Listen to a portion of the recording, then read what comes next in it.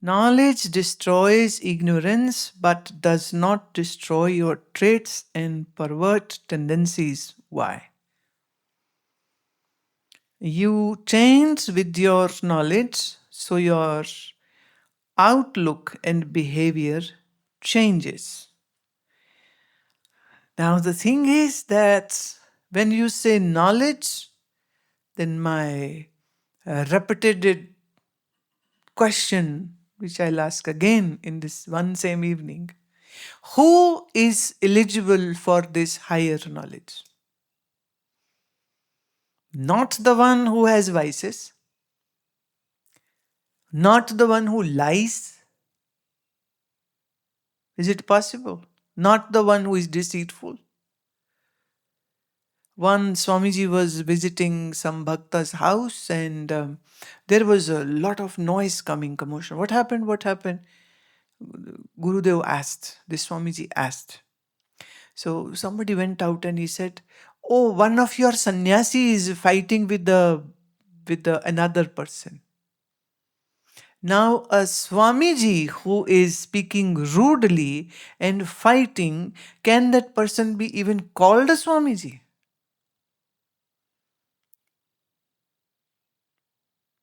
Or a Sadhak, meaning the spiritual practitioner? Somebody is a Sadhak. But can a Sadhak be a liar? Can a Sadhak be egotistical, jealous, greedy, angry, demanding? No. Problem is the eligibility clause is so difficult, so difficult. The moment I begin to talk on the subject, I see everybody's face is getting long and sad because they don't fit into that category. Although everybody thinks that, yeah, they are all good, excellent, but they are not.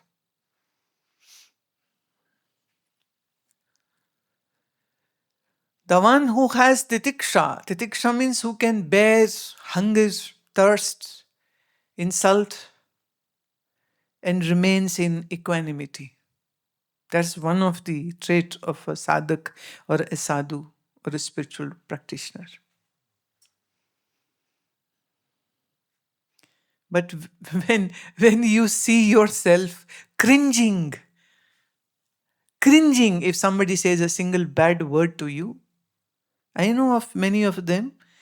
When I ask them why you have a long face, then I get to know the story. Oh, so and so said bad thing about me. So and so insulted me. So and so disrespected me. So and so. And then I just look at their face. Oh, so you came to ashram to get respect? What did you do to deserve that?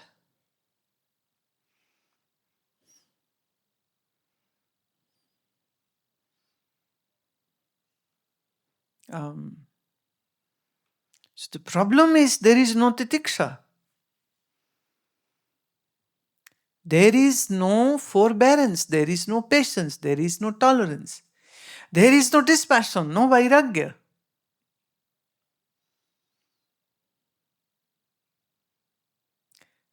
Somebody was like very gloomy. I asked, why sad? Oh, my stomach is hurting. Yeah. So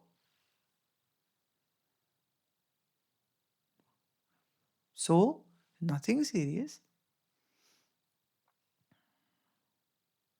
No, it's hurting too much. And the person is crying because the stomach is hurting. Oh. Where is the tiksha?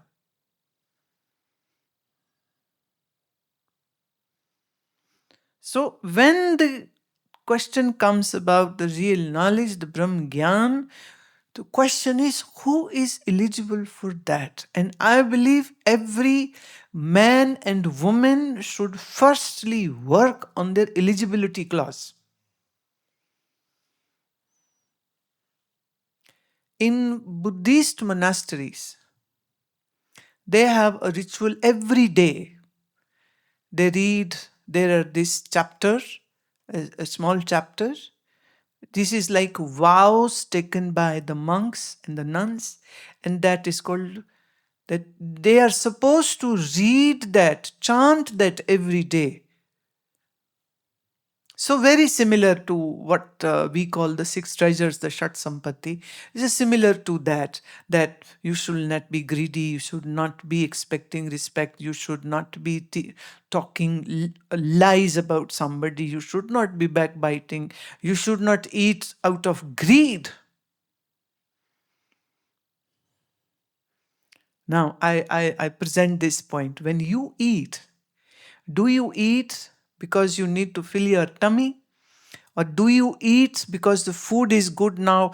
Now you just want to eat the whole bucket, and later on maybe your stomach will hurt so bad that you'll cry.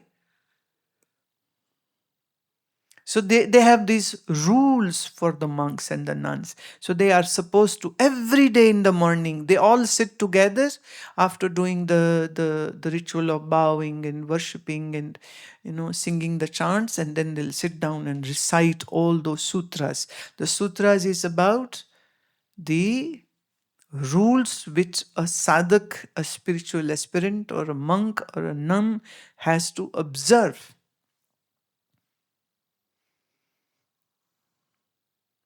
Like, you shall you should not have more than four change of clothes. There is a beautiful story of Buddha's time that whenever Buddha would stay at in one place in a forest for his 4 months, the monsoon retreats. So a lot of kings and rich men would come to visit Buddha, and then they would offer like shawls and clothes and food and fruits and money and so much. And so every monk is being gifted. And then one day Buddha saw that those who have already more than needed, they are still lapping up, because every day somebody is coming and giving away things. And every day these monks are accepting those things. So monks had more things than maybe the householder. So then they had to write down this rule. And this rule was given to Ananda to teach all the monks that you shall not have more than four sets of clothes. One you wear, one you, these three are like if there's a rain or the clothes have not dried up. So you have those spare. So more than that, you should not have, don't accept it. Bow down to the person who is doing the charity, who is giving the donation, and you say, no, I don't need it.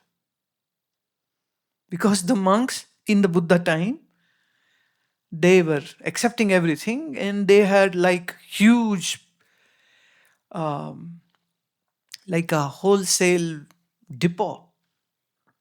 They had so much stuff, and it's coming in, coming in. That day I was listening to very old recording of one great Swamiji, and he was saying, "Oh, now." He said that you might see many people becoming sadhus, but if they are asked to practice the real rules of the sadhu, he said none of them would be here. All of them will just run away back to their homes. And he was saying that they are more like grabbers.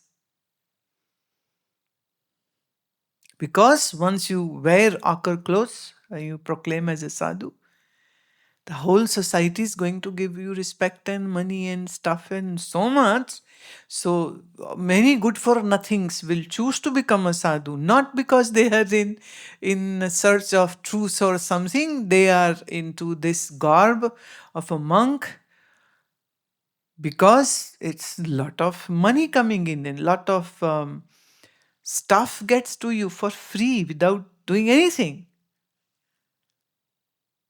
So I was like, oh, Swamiji is just blurting out these raw, bitter truths. And the assembly where he was lecturing was like 40% were sannyasis. But well, a true master doesn't give a damn about what will offend people or not.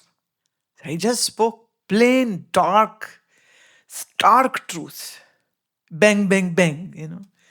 One who gets hit, fine. Not get, you are again dumb. You didn't even understand what the Guruji was saying. So the eligibility is that your mind should not have any vices, because all vices are born out of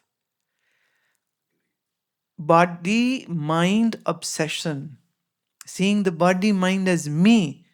This is the ignorance, the Agyana. The Agyana is the mother of all vices. Who, who wishes to remove the Agyana, the darkness, is called a seeker.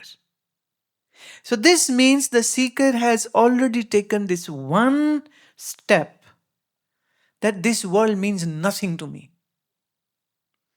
So if your mind is filled with dispassion, what kind of vices would you have? Right? Very famous story of Swami Vivekananda when he was in America. A very beautiful, rich lady came to his room in a hotel where he was staying. And she goes in and after the hellos highs, and she says that I am just bewitched, besotted with you, and I want a son from you. You are so handsome and so that I beseech you that you take me. So it's like an open invitation to have sex.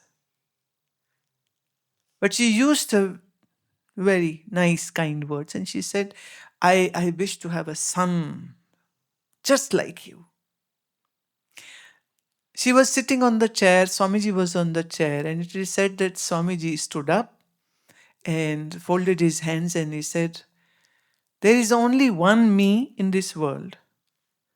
So why don't you take me as your son and you be my mother? The lady went out because that was not her intention. Now just imagine all the privacy, all the secrecy. Nobody is having this fan following of Swamiji in those days. He just went there for a lecture. So if somebody's mind is getting an open proposal from a beautiful woman, if he wanted to agree to that, who will find it out? Because she is ready to throw herself onto him. And if he had said yes, no, well, nothing could have stopped him. But that was not the case, because Swamiji is at a very different zone and doesn't even insult that woman. And he says, you take me as your son and I take you as my mom. And I'll be happily your son. Can now put lot of these so-called sadhus in that same situation. Where the lady is willing, loving, willing, besought, beseeched, falling on for that person. How many males would agree or not agree to the situation? I leave it on to you people. You decide. So no vices can be possible. Because from the point of view of Yoga Vashistha, Vashistha ji says to Ram that Ram, millions of lives have happened, and in every life, a jiva is a husband, a son, a father, lives this life of world and amasses things, and then one day dies, and then in another birth repeats the same story again and again and again and again. So a wise one should think and have a deep introspect. Do I wish to continue this same stupidity story? Or do I wish to know why this cycle is happening? And what can I do to be out of that? So he says, blessed are those who have these thoughts in their mind.